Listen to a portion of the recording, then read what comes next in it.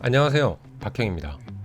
수익형 부동산 매입 과정에서 매입하고자 하는 부동산이 생기면 대출을 알아보시고 자금 계획이 구체적으로 확정되면 대출을 받아서 부동산을 매입합니다. 이렇게 대출을 하는 과정에서 대출하실 때 유의사항과 대출하실 때 약간의 전략을 세워서 대출을 잘 활용하는 방법에 대해 이야기를 해보겠습니다.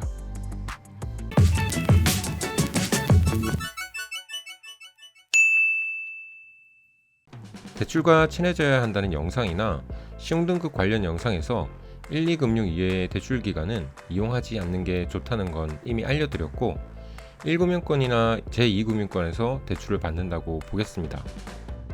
보통 상가주택이나 원룸을 매입하게 되면 기존 대출을 승계하게 되니까 원래 대출이 되어 있는 금융기관에 대출 가능 여부를 문의하셔야 합니다. 공인중개사분이 미리 알아봐 주시기도 하지만 본인이 직접 대출 심사를 받으셔야 합니다. 요즘에는 대출이 워낙 까다롭기 때문에 막상 매입 시점에서 안 된다고 하면 일이 꼬여버리기 때문입니다. 그리고 자기 순투자금, 그러니까 매입 금액에서 부동산 담보대출과 보증금을 제외한 금액을 준비하셔야 하는데 혹시나 이 순투자금이 모자르시다면 신용대출이나 보험계약 대출을 하셔야 할 겁니다. 보험계약 대출이 가능하시더라도 이는 비상금처럼 사용을 하시고 우선은 신용대출이 가능한지 얼마나 가능한지를 알아보시는 게 좋습니다. 담보대출을 승계받는 금융기관에 문의를 하셔도 되고 주거래은행에 문의를 하셔도 됩니다. 그리고 신용대출을 상담하시게 된다면 부동산을 구입하면서 승계받는 담보대출에 대해서도 미리 이야기를 하셔야 합니다. 그리고 담보대출을 승계받는 금융기관에도 신용대출을 어느 정도 받을 거라는 얘기를 미리 하시는 게 좋습니다. 담보대출 때문에 신용대출이 안 될 수도 있고 신용대출 때문에 담보대출이 안 될 수도 있기 때문입니다. 요즘에는 DSR 규제 등으로 대출이 까다롭기 때문에 이렇게 미리 금융기관에 확답을 받아 놓으셔야 합니다. 이렇게 해서 대출을 받으시면 되는데 대출을 하실 때 전략이 조금 있으면 앞으로 상가주택이나 원룸을 운영하시는데 조금이나마 도움이 되실 겁니다.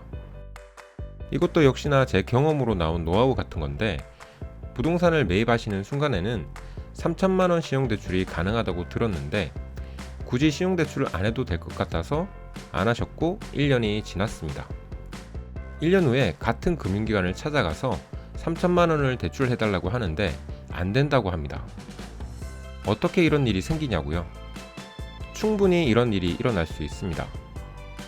1년이란 시간 동안 대출 관련 정책이 바뀐다든지 어떤 이유에서든 신용등급이 하락한다든지 여러분의 담보대출 금액이 커서 DSR 등의 문제로 추가 대출이 안 된다든지 이렇게 여러가지 이유로 나중에 신용대출이 되지 않을 수가 있습니다. 점점 대출 규제가 심해지는 추세를 봐서는 이런 문제를 쉽게 생각하셔서는 안 됩니다. 물론 대출 가능 금액이 오히려 늘어나는 상황이 생길 수도 있고 1년 뒤에 3천만원을 그대로 받을 수도 있지만 만약을 대비하는 것도 나쁘지 않습니다. 자, 그러면 어떻게 하는 게 좋을까요? 여러분이 필요하신 금액 이상으로 대출을 받으시는 걸 추천드립니다. 필요 없는 돈을 대출받는다. 뭔가 이상하게 들리실 수 있는데 필요하신 금액 이상은 마이너스 통장, 그러니까 자립예탁금 대출을 받으시는 겁니다. 참고로 말씀드리면 일정한 금액을 통장으로 받고 매달 그 금액에 대해 이자를 내고 갚아 나가는 것을 일반 대출금이라고 하고 통장을 만들어서 그 통장에 잔고가 없어도 대출 금액만큼 마이너스로 쓰고 쓴 금액만큼 1할로 이자를 내는 형식이 자립예탁금 대출입니다. 이 둘의 가장 큰 차이는 일반 대출금과 자립예탁금 대출 모두 대출금의 일부라도 상환하실 수는 있지만 일반 대출금은 상환하면 끝이기 때문에 대출이 필요하면 다시 대출을 받으셔야 하고 자립예탁금 대출은 약정 기간 내에 갚으셨다가 다시 썼다가 자유롭게 사용을 하실 수 있습니다. 이런 장점 때문에 자립예탁금 대출의 이자가 조금 더 비싸니까 나는 이자 비싼 게 싫다 하시면 일반 대출로 받으시면 됩니다. 나중에 대출을 받지 못할 수 있는 상황을 대비해서 이렇게 미리 자립예탁금 대출을 받아놓고 세입자가 나가게 돼서 보증금을 내어주어야 되는 상황이 오거나 추가 투자금이 필요할 때 사용을 하시는 겁니다. 사용을 하지 않으면 이자가 나가지 않으니 부담이 없고 나중에 대출을 추가로 받기 위해 금융기관을 방문할 필요도 없어지고 나중에 대출을 받지 못하면 어떡하지 라는 걱정도 할 필요가 없어지는 겁니다. 이렇게 가능한 최대 금액의 마이너스 통장을 만들어 놓고 필요할 때 쓰시고 모자라시는 자금은 보험계약 대출을 제일 마지막으로 사용하시는 겁니다.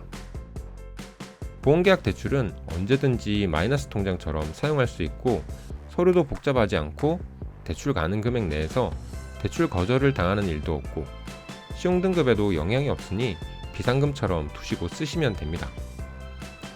이렇게 담보대출을 받으시고 일반 대출, 자립예탁금 대출, 보험계약 대출 순으로 대출을 이용하시면 되는 겁니다.